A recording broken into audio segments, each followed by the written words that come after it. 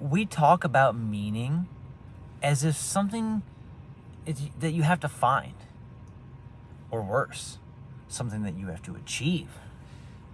But the right goals, make the right choices, if you build the right life, and when meaning doesn't appear, people assume they missed something.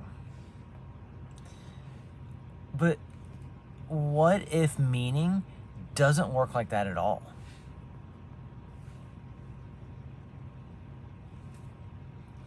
Goals are easy to explain, all right? They're measurable, they're trackable, they're shareable, but meaning isn't.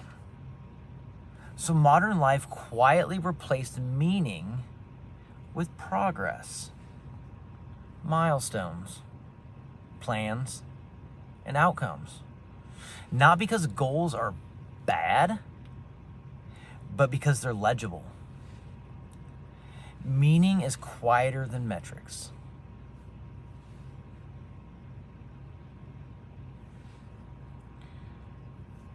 When meaning becomes a target, it turns into pressure. You start asking, is this meaningful enough? Am I on the right path? Should I be doing more? That constant evaluation pulls you out of experience. Meaning doesn't arrive when it's being audited.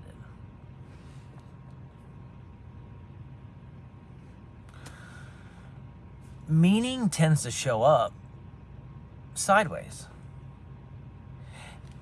In attention given fully, in care without strategy, and in time spent without optimization. You don't notice while it's happening, but you notice it later.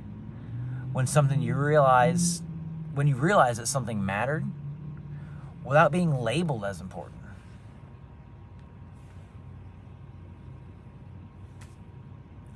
This is uncomfortable for a reason. Modern systems reward clarity, direction, and outcome. Meaning doesn't announce itself, and it doesn't scale. It doesn't signal success. So it can feel invisible, especially if you're used to external feedback, right? But invisibility isn't absence. Here at Digital Subtext, we're not about abandoning goals. It's about not mistaking them for meaning. Meaning doesn't need to be chased or proven or even optimized. It happens when attention stays long enough to make something matter. And that is enough. Thanks for being here.